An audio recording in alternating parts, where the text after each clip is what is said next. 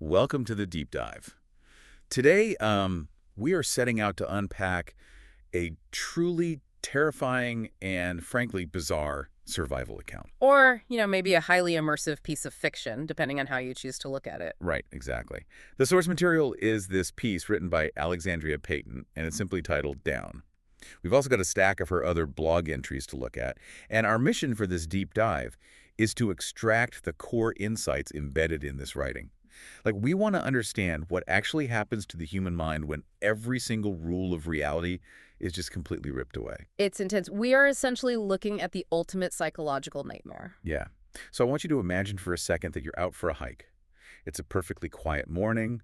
The air is sharp. It's cold. There's a fresh blanket of snow on the forest floor, and you're just, taking it all in. You're completely at peace. Sounds great so far. Right. But suddenly, without any warning at all, the ground simply vanishes beneath you. You fall through this hitter hole, branches are snapping all around you, and you land hard in a pitch-black subterranean world that just completely defies every single law of nature you thought you understood. You're dragged from a state of total control and serenity into absolute blinding vulnerability. And it happens in the space of a single second. Our goal today isn't just to walk through a narrative about physical survival in a cave. It's much deeper than that. Exactly. We are tracking a profound cognitive evolution. We're going to analyze the precise mechanisms of how a person transitions from a state of paralyzing, isolating fear in a complete sensory void to a state of such primal, unadulterated rage that they actively begin to hunt the very nightmare that is hunting them. Okay, let's unpack this. The ordeal begins the literal second the protagonist hits the ground. They take a brutal fall, landing directly on their gear. The text describes them feeling like a turtle on its back, Yeah, strapped to this incredibly heavy backpack. staring up at the tiny hole they just fell through, which is like the only speck of daylight left. And the environment down there immediately asserts its dominance. The contrast is jarring. It really is. We go Yeah. from a crisp, snowy winter morning on the surface to an atmosphere that is just thick, humid, and heavy with melting snow. I mean, the temperature inversion alone tells the protagonist that the normal world is totally gone. And that environmental shift acts as an immediate psychological shock to the system. The brain relies on consistency to feel safe, right? Right, it wants predictability. Exactly. So when you experience a drastic temperature and humidity change without a logical transition, like imagine walking into a tropical greenhouse straight out of a blizzard, but you're deep underground. That'd be so disorienting. The brain's threat detection center, the amygdala, just starts firing on all cylinders. So the protagonist unstraps their bag, scrambles to their feet, and tries to reestablish some kind of control. By turning on an LED lantern, right, with this loud echoing click. But the light only cuts through about 40 feet of the darkness. Beyond that perimeter, the lantern just hits a wall of pure, uninterrupted blackness.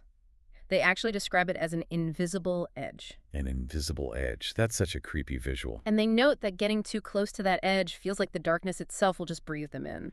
I'm really trying to wrap my head around the physics of that. Yeah. Usually, a powerful LED light will cast at least some ambient reflection in a cave, like off a wall or a stalactite. It should under normal circumstances. Right, so if the light simply stops at 40 feet, it implies a space so impossibly massive or an atmosphere so dense that the photons are literally just being swallowed. Which is terrifying. It totally brings to mind the concept of sensory deprivation tanks. Like, people pay good money to float in salt water in the pitch black just to relax. True, but context is everything. Exactly. The catch with those tanks is the foundational knowledge that you are safe and you're entirely alone.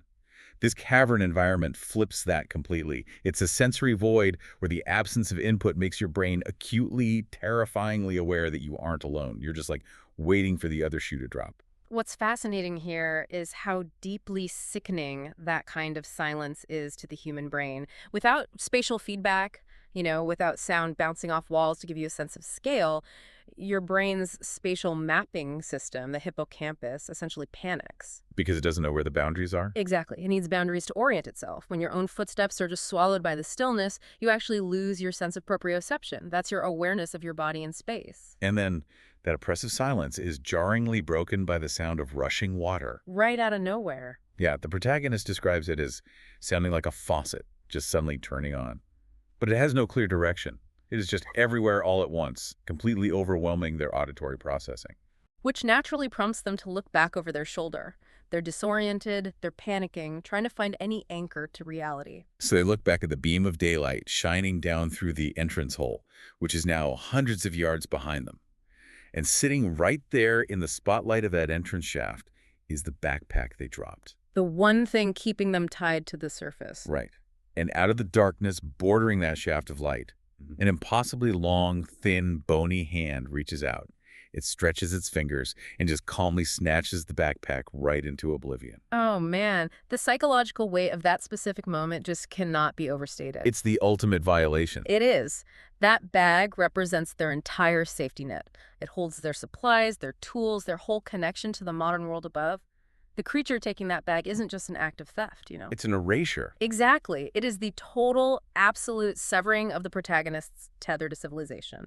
There's no phone, no extra calories, no synthetic layers to keep warm. The modern world is systematically erased, leaving nothing but the sheer naked will to survive. It forces them straight out of the mindset of a modern hiker and drops them right to the bottom of the food chain. And that immediately triggers the flight response. Oh, they run blind. They are absolutely sprinting through this thick, humid air.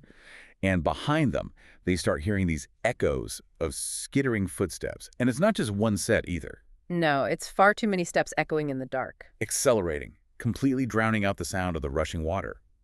The sheer panic of that sprint causes them to lose their footing.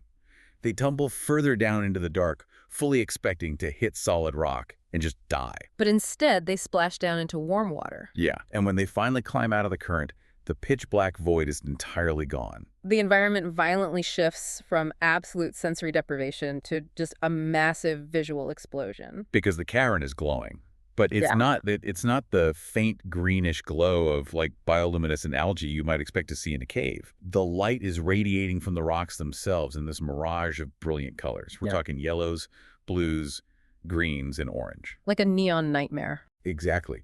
The protagonist describes it as looking like neon paint splattered all across the floors, the walls, and the ceilings.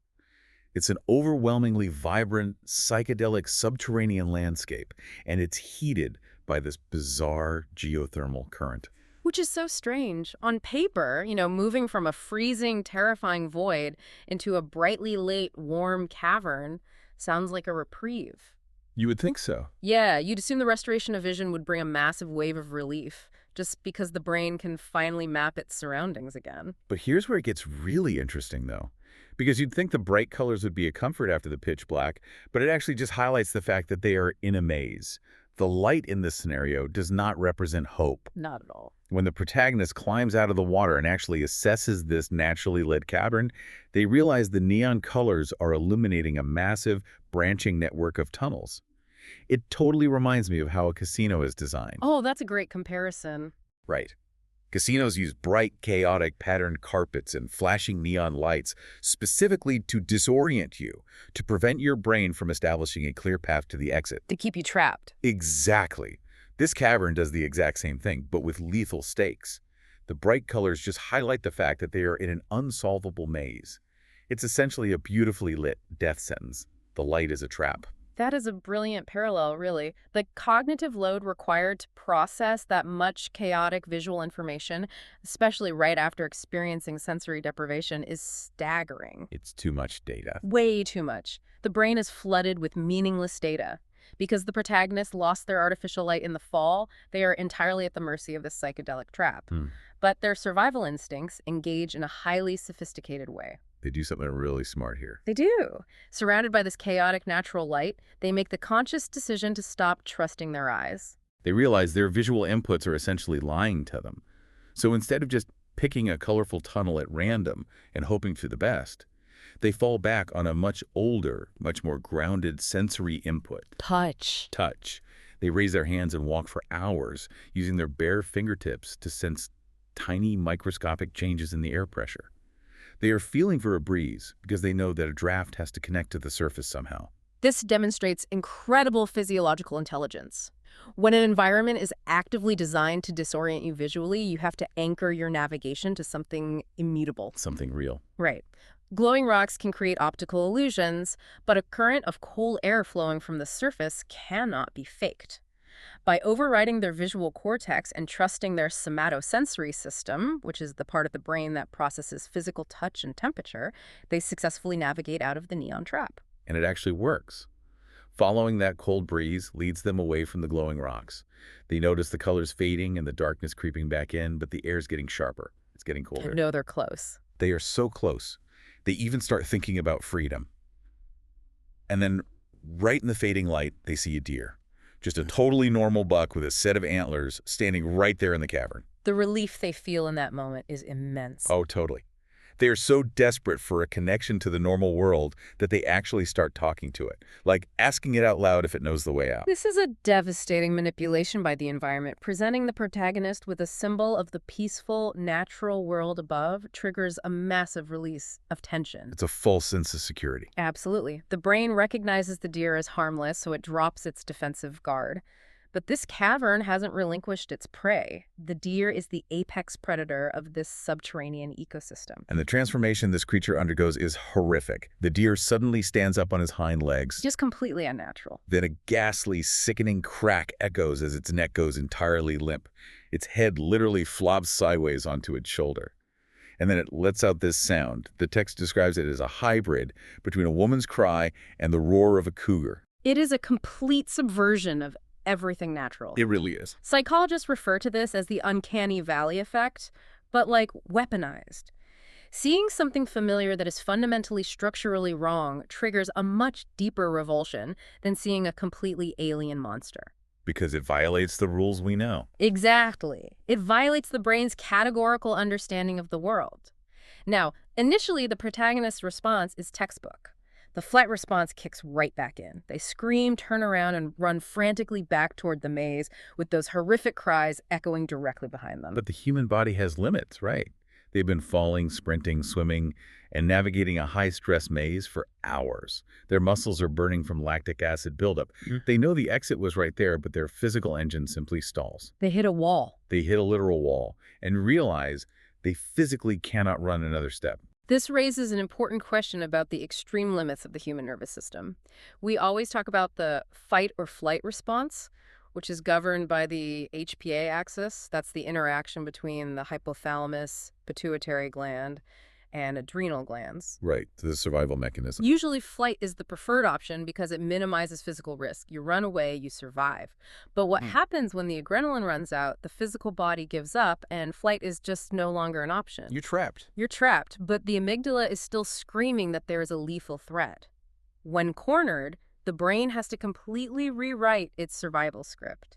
It stops relying on adrenaline for escape and floods the system with cortisol and norepinephrine to prepare for a violent final stand. It's the exact psychology of a cornered animal. If you back a completely exhausted, terrified animal into a corner, its fear incinerates itself and just turns into pure, unapologetic violence. A total shift in dynamic. The protagonist literally spins on their heels, throws their hands above their head, and screams into the cavern, "No, fuck you! You're not getting me!" They make an active, conscious decision in that split second that they are no longer the prey.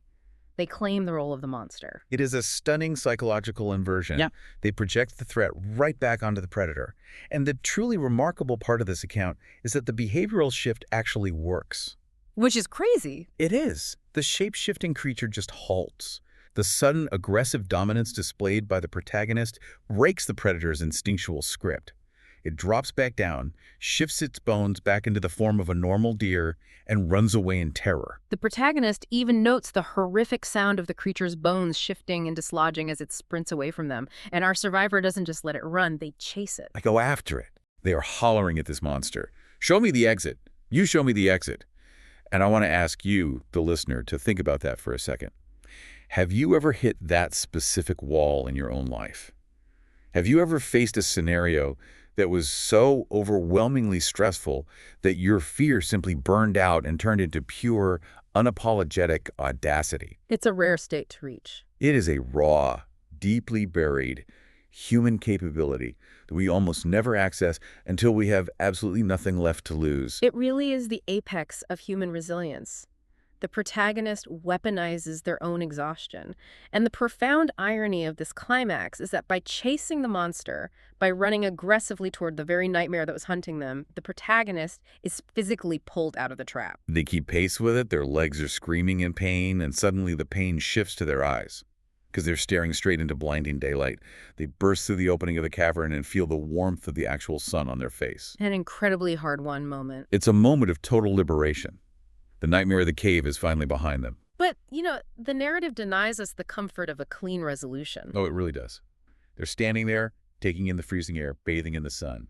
And then they hear the rustling of the bushes that the deer just vanished into. That sound changes everything. They look over, and peeking through the shrubs are antlers, and then another set of antlers peeks through. The survivor is standing in the snow, completely surrounded by shrubs, hiding multiple potential enemies.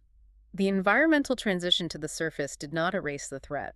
The danger is still there. However, the protagonist's internal psychological architecture has been permanently altered. They don't run. They reach down, grip a large stick by their foot, and prepare. Their eyes are darting back and forth. They are free, but they are still furious, and they are fully prepared to physically battle whatever comes out of that tree line. Now, if we connect this to the bigger picture, we really have to look at the broader universe Alexandria Payton is constructing here, because this visceral account doesn't exist in a vacuum. No, it's part of a larger web. Exactly. If you explore Payton's blog, Down sits alongside several other deeply unsettling entries that feature very different settings but share a striking thematic DNA. And the other stories are wild. You have an entry called the Victoria, which follows a leasing agent for a corporate entity called Atwood LLC. They seem to be uncovering some strange, localized mystery in a new office space, ending with the ominous line, "I didn't know who to believe, now I know." And then we see a massive jump in scale with The Shadow in Space. Right, the sci-fi one. Yeah, that entry takes place in an orbital docking bay where a crew discovers a mysterious floating canister just 3 days before having to make an emergency run for a crew return vehicle. And then there is the Thawick podcast, which is set in the dark, echoing halls of a library in the fictional city of Rivière-d'Urbain. That is a massive spread of environments. I mean, we go from a subterranean neon cave to a sterile corporate leasing office to the vacuum of an orbital docking bay to a mysterious city library. What actually ties all these disparate scenarios together? Well, the recurring thematic through line across all of Payton's work is the exploration of ontological shock. Ontological shock. Okay. In every single one of these snippets, ordinary people are suddenly violently thrust into inexplicable environments where the foundational rules of their reality are ripped away. The rules just stop applying. Exactly. Whether it's an invisible edge in a dark cave or a shadowy corporate conspiracy bending the rules of an office or an inexplicable object causing a crisis in space, Payton is constantly testing the human capacity to adapt. She places her characters in situations where their previous knowledge is utterly useless, forcing them to build new cognitive models on the fly just to survive. It forces the characters, and honestly us as readers, to confront what is actually essential. So let's bring all of this together. We have tracked an incredible arc today. Our hiker falls out of a serene winter morning into a pitch-black sensory void. They watch a bony hand steal their only lifeline to civilization. Right. And then they navigate a massive, disorienting, subterranean maze, not by sight, but by feeling for changes in air pressure. And when they finally reach the exit, they survive a shape-shifting apex predator by simply deciding to become more unhinged and aggressive than the monster hunting them. It is a masterclass in the psychology of adaptation. The story encourages you to look closely at how you manage the invisible edges in your own life. When the things you rely on, your tools, your sight, your comfortable routines, your safety nets, are suddenly stripped away, what remains? What's left underneath? Right. This narrative suggests that beneath our civilized exterior, we all possess massive, untapped reserves of primal fight. We are capable of profound psychological shifts when survival truly demands it. It absolutely makes you reconsider what you're truly capable of when your back is against the wall. And the way this story ends leaves you with one final, incredibly provocative thought to mull over. We leave our survivor standing in the daylight holding his stick, surrounded by antlers hiding in the bushes. It forces us to ask, did the hiker finally escape the nightmare of the cave, or did they just chase the nightmare out into our world?